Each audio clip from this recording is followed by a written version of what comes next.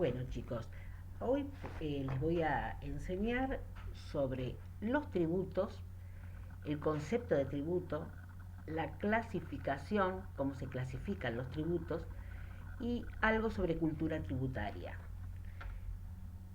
Ya hemos visto que las leyes impositivas asignan a los contribuyentes el pago de los tributos nacionales, provinciales y municipales con el fin que los distintos organismos del Estado puedan afrontar los gastos e inversiones que se encuentran obligados a hacer para el desempeño de sus respectivas funciones. Digamos que toda inversión y gasto que realiza el Estado siempre tiene que tener como objetivo el bien común o el bien público. Entonces, ¿qué son los tributos? Es una prestación obligatoria, comúnmente en dinero, exigida por el Estado en virtud de su poder de imperio y que da lugar a relaciones jurídicas de derecho público. No hay un acuerdo de voluntades, ya que la imposición de los impuestos y su fuerza compulsiva para el cobro son actos de gobierno y de potestad pública. Es decir, el Estado puede exigir, por medio de una ley, a las personas que viven en determinado lugar a una prestación obligatoria o un pago en dinero de lo que se llama los tributos. Así como el contribuyente debe satisfacer el derecho del Estado en cuanto a las obligaciones tributarias que éste le impone, también le corresponde al contribuyente el derecho de controlar aquellos en cuanto a su gestión.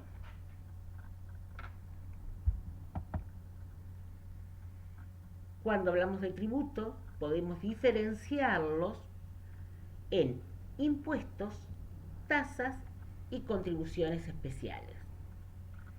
Los impuestos son la obligación de tributar que tiene como hecho generador una situación independiente de toda actividad relativa al contribuyente, es decir, no tiene una contraprestación del Estado directa sobre el pago de esto. ¿Se entiende? Es decir, lo que se necesitaría es que paguen y esto ingresa a rentas generales y el Estado realiza diferentes pagos, por ejemplo, sueldo a maestros, sueldos a médicos del hospital, policía, equipamiento, etcétera. Después existe lo que se llama tasa. La tasa es la obligación de tributar que tiene como hecho generador la prestación efectiva de un servicio público individualizado en el contribuyente. Es decir, que el Estado obliga a una persona siempre que esta persona necesite una especie de servicio del Estado. Por ejemplo, la tasa de barrido y limpieza o la de recolección de residuos. Siempre el Estado te está cobrando algo, pero a su vez tiene que prestarte ese servicio. O por ejemplo, una tasa como para utilizar lo que se llama la actividad judicial. Entonces, bueno, pagan una tasa de estos servicios. En cambio, la contribución es la obligación también de tributar, pero tiene como hecho generador beneficios derivados de una actividad estatal determinada. Lo que interesa es el incremento patrimonial de los bienes del obligado al pago. Es decir, la persona que vio incrementado su patrimonio o bien hay una obra que lo beneficia directamente a él, puede el Estado exigirle un pago. Por ejemplo, el pavimento, cuando ustedes solicitan el pavimento, tienen que pagar ustedes, el de la cuadra. O el alumbrado público, en ese caso, también cuando ustedes solicitan la obra de alumbrado, también la deben pagar. También puede ocurrir cuando una determinada actividad del Estado beneficia directamente y aumenta el valor de su casa, por ejemplo. no sé, por decirle, hay un beneficio porque se loteó, por ejemplo, entonces empieza, pueden venderlo después como lotes, o bien hizo una plaza. Bueno, en este caso, por ejemplo, nosotros en Trenquelau que no se está cobrando eso, pero por ejemplo, una plaza hecha en tu barrio también aumenta el valor de tu patrimonio. Pero bueno, no todos están, por ejemplo, solicitan que se les pague una contribución por eso. No todos los municipios, por ejemplo.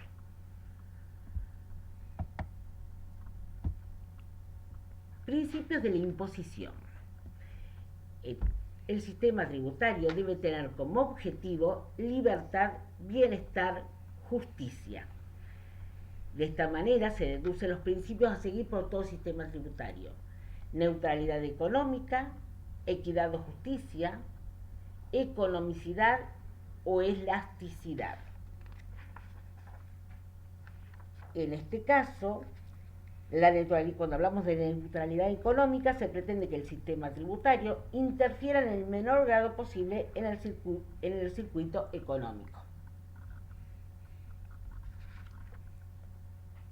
Equidad o justicia: con este principio se busca responder al interrogatorio de cuál debe ser el modo más justo de distribuir la cobertura del gasto público mediante los tributos, siempre tratando de tener lograr la redistribución del ingreso nacional por medio de la imposición que más se conforme con los deseos de la comunidad. La economicidad: el sistema tributario debe estructurarse de tal modo que origine costos mínimos de recaudación y eficiencia. Los costos se refieren tanto para el Estado como así también para los contribuyentes. Y cuando hablamos de elasticidad, el sistema tributario debe estar construido de tal manera que permita su utilización como instrumento de política financiera según las oscilaciones coyunturales que existan. Los principios constitucionales de la tributación. Cada vez que se dicta una ley tributaria, se tiene en cuenta este principio que protege los derechos de los contribuyentes, en especial el que se refiere al derecho a la propiedad privada garantizado por la Constitución Nacional. Es decir, todos estos principios que yo les voy a nombrar surgen de la propia Constitución. El principio de legalidad es que nadie está obligado a pagar un impuesto si éste no tiene un sustento legal correspondiente. Es decir, no hay impuesto sin una ley que lo avale. ¿Se entiende? Es decir, si vos creas un impuesto, tiene que estar la ley que establezca que ese impuesto debe ser pagado. Y retroactividad: la norma impositiva debe ser anterior a los hechos sobre los cuales se aplica. Es decir, no puedo poner, por ejemplo, una ley que establezca que se van a cobrar impuestos al que tenía el año pasado y entonces cobrarle del año anterior, de este año, del año que viene. ¿Se entiende? No, tiene que ser a partir del día en que se crea ese tributo, a partir de ahí es que se puede empezar a cobrar, no para atrás. La igualdad: todos los que reúnen las mismas condiciones establecidas por la ley pagan los mismos impuestos. Esto es lo que se llamaría igualdad para los iguales, desigualdad para los desiguales. Es decir, si yo tengo el mismo patrimonio que otra persona, en cuanto a valores, los dos deberíamos estar pagando lo mismo. Pero no tiene que ser que igual para todos, ¿no? Porque el que tiene menos patrimonio va a pagar menos. ¿Se entiende? Es igualdad para los que tienen igualdad de condiciones. Equidad: debe existir una relación razonable entre la base imponible y el impuesto que recae sobre ella, para que no atente contra el derecho de propiedad. Es decir, no puede ser tan exorbitante el impuesto que atente contra el derecho de propiedad, quiere decir que, digamos, el Estado se va a quedar con ese bien. Proporcionalidad: el impuesto debe recaer en forma proporcional, gravando más a los que más ganan o más patrimonios poseen.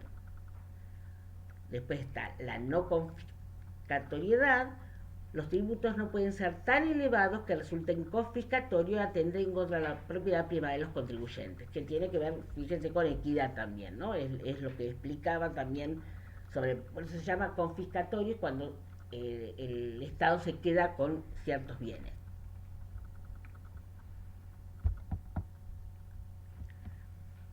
Del sistema tributario nacional podemos sacar que existen impuestos nacionales, impuestos provinciales y tasas municipales. Cada uno de estos tres son diferentes organismos que los recaudan. En este caso, los impuestos nacionales, el organismo recaudador es AFIP, que es la Administración Federal de Ingresos Públicos, que está incluida en lo que era antes la DGI más la aduana. Los impuestos provinciales, en el caso nuestro, que vivimos en la provincia de Buenos Aires, el organismo recaudador es ARBA. Y en el caso de las tasas municipales sería la Municipalidad de Trenquelauquen. Los impuestos nacionales los podemos dividir. Por ejemplo, podemos tener varios impuestos nacionales. Entre esos tenés el IVA, el impuesto al valor agregado se llamaría, el impuesto a las ganancias, el impuesto a los bienes personales, impuestos aduaneros, impuestos internos, entre otros. Después, los impuestos provinciales, por ejemplo, el impuesto inmobiliario, el que se paga por tener una vivienda, una casa, un inmueble rural. Después, impuesto a los ingresos brutos, que eso nos vamos, uno de los impuestos que vamos a ver en esta materia va a ser ese, que tiene que ver con la actividad económica de las empresas. Impuesto a los automotores, que vendrían a ser las patentes que se pagan por tener un auto o una moto, etc. Impuestos de sellos, que también son, por ejemplo, cuando se hacen contratos que deben llevar sellado. Después tenemos las tasas municipales, que pueden ser tasa por servicios generales, que es lo que llamamos nosotros, por ejemplo, en este caso, en Trenquelauquen sería la tasa de barrido, limpieza y conservación de la vía pública, tasa por habilitación de locales y establecimientos, tasa de seguridad e higiene sería acá, de salud no existe, derecho de publicidad y propaganda, derechos de ocupación o uso de espacios públicos. Nosotros podríamos agregar también la tasa de agua corriente. Bueno, eso serían más o menos para tener idea de cómo estaría conformado el sistema tributario nacional. Coparticipación. ¿Qué significa coparticipación? En este caso, al ser un gobierno federal, se ha delegado en la nación el cobro de impuestos que luego la nación distribuye entre las provincias y las municipalidades, y las provincias a las municipalidades, sería así. La palabra coparticipación alude a la acción de participar con otro en alguna cosa. En materia tributaria se ha utilizado esta palabra para referirse al régimen de colaboración acordado entre el Estado federal y las provincias en virtud de leyes por medio de las cuales las provincias delegan en el poder central el ejercicio de determinadas facultades impositivas con las condiciones de participar en el sistema de reparto de los impuestos incluidos. Es así como existe un porcentaje, por ejemplo, el impuesto, el IVA, lo recauda el Estado Nacional, le da un porcentaje a cada provincia, luego las provincias le dan un porcentaje a cada municipio, y así es como se va distribuyendo, y lo pueden, acá por ejemplo, equivale a un monto importante en lo que significa el municipio de Trenquelauquen, el tema de coparticipación. Bueno, ya teniendo la idea de lo que son impuestos, que acuérdense que los impuestos son que no tienen una contraprestación especial o sobre ese impuesto, si ustedes tienen que contribuir al Estado para que éste realice determinados fines como, qué sé yo, construcción de varios lugares, etc. Aquí tenemos entonces los impuestos pueden ser directos e indirectos. Los directos graban manifestaciones directas de capacidad contributiva. No son trasladables, ya que lo paga el sujeto pasivo del impuesto. Los contribuyentes están inscritos en padrones que están en poder del ente recaudador. Ejemplo, impuesto a las ganancias, impuesto al patrimonio. Es decir, aquí solamente está grabando aquel que gana tanta plata o más, o aquel que posee determinado patrimonio. Entonces lo debe pagar esa misma persona que ganó y esa misma persona que tiene ese patrimonio. No lo traslada nadie. En cambio, los indirectos graban manifestaciones indirectas de la capacidad contributiva. Por ejemplo, el consumo. Ahí tenemos el IVA. Son trasladables a quienes realizan el gasto o consumo. No existen padrones, ya que su pago depende de hechos actos que efectúa el contribuyente. Es ejemplo, cuando ustedes van a comprar cualquier bien, este bien tiene incluido el IVA, como también puede tener incluido un impuesto interno. Ustedes lo pagan al comerciante, el comerciante a su vez puede pagar una parte, la paga FIP, una parte la paga en sus compras y lo va trasladando así al que le compró, por ejemplo, y así sucesivamente. Por eso se llama impuesto al valor agregado, porque tiene que ver con el agregado de cada cadena económica le va agregando valor a un bien, por ejemplo. En este caso, acuérdense que los indirectos tienen que ver con el consumo, el impuesto al consumo. En cambio, los directos tienen que ver con un impuesto a las ganancias o al patrimonio, que no se pueden trasladar, graban directamente. En cambio, al consumo no lo paga, es decir, si bien paga el contribuyente, pero no se lo paga la FIP el contribuyente, se va trasladando.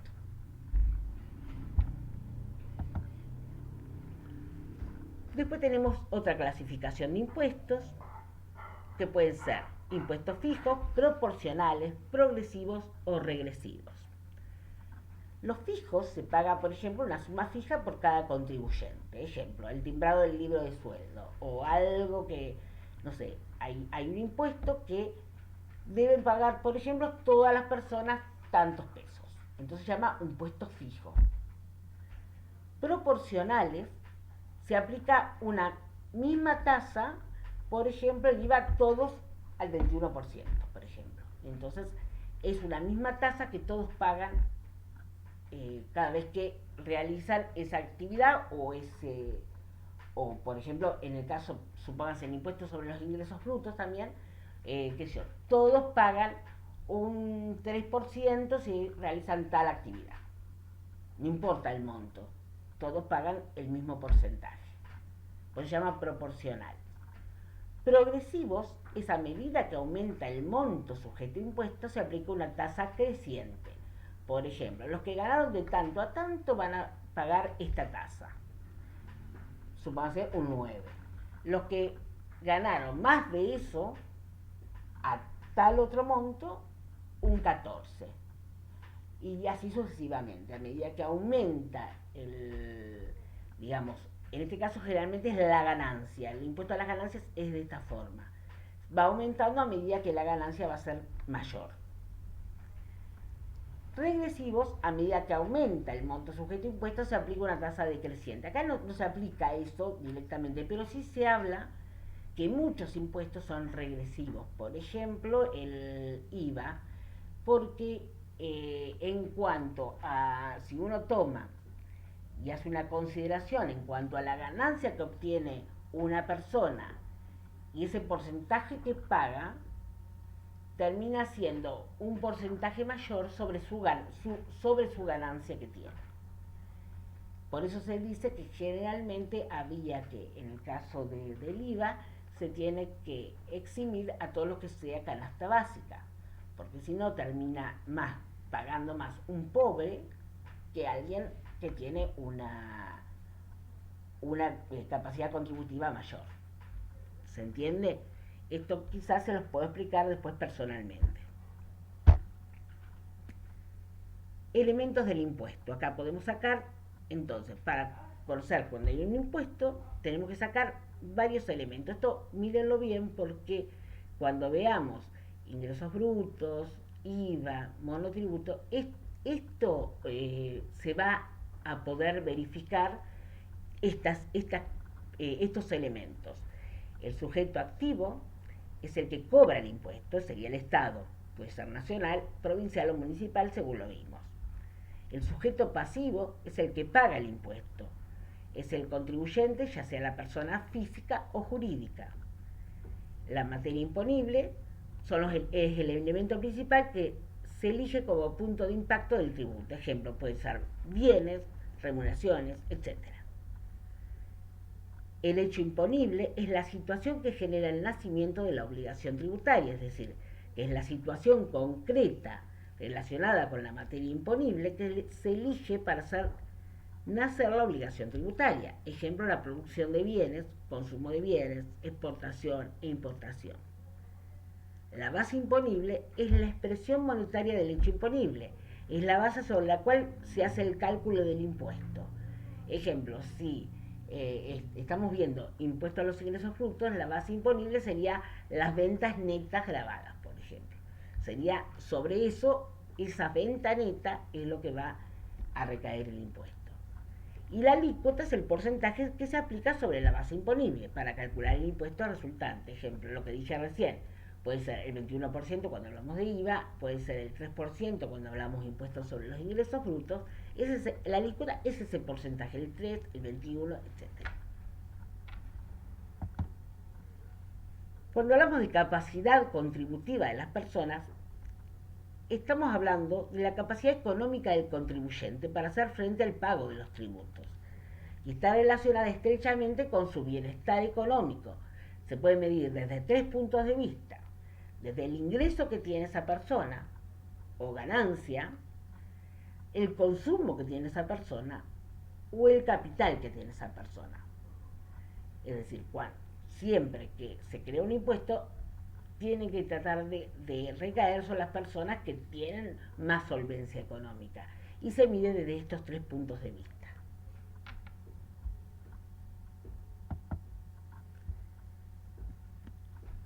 Bueno, cultura fiscal. Esto un poco se relaciona cuando les hice ver Luna de Avellaneda, que ahora lo van a poder enganchar con este tema. Madurar como sociedad requiere también de la instalación de una nueva cultura fiscal tendente a la modificación de actitudes y comportamientos, así como la reflexión crítica acerca de la necesidad de cumplir con nuestras responsabilidades como ciudadanos jurídicos y socialmente organizados. La temática fiscal es de interés educativo para formar ciudadanos, conscientes del rol social que cumplen los tributos y de que el crecimiento de una sociedad moderna se sustenta sobre la base de la satisfacción de las necesidades colectivas y públicas. Es necesario comprometerse con ciertos valores tales como la solidaridad, honestidad, igualdad, respeto, libertad y tolerancia para construir una nueva cultura fiscal. Siempre recordando que el Estado es, en este caso, el que brinda o satisface necesidades públicas y colectivas. Entonces, nosotros deberíamos poder tener esta actitud o comportamiento para poder cumplir con nuestras obligaciones. El contribuyente como hombre es un ser pensante y con conocimientos propios que hacen a su intelectualidad. Solo debe elegir en la ejecución de sus actos cómo obrar. Es justamente en esa elección y en ese cómo donde se presenta el problema de la ética del hombre. Todo hombre que vive en sociedad se encuentra sometido a una serie de normas, disposiciones, reglas o principios a los que debe sujetarse a efectos de llevar una vida justa y buena. Esto no implica que su acción no sea libre, sino que el hombre no puede permanecer indiferente frente a la sanción social, ya sea de aprobación o no, que su conducta pudiera merecer. Es importante que las ideas se plasmen en acciones para la formación de ciudadanos responsables, que cumplan con sus obligaciones, que respeten a los otros, que ayuden a garantizar los derechos de las otras personas, que se comprometan con la formación día a día de una sociedad más igualitaria para todos. Y es así como se logran, y aquí pueden ver las imágenes, obras como las que se pueden ir viendo, siempre que los ciudadanos aporten. Bueno, en los próximos videos ya nos meteremos un poco en la parte práctica de liquidación de impuestos. Gracias.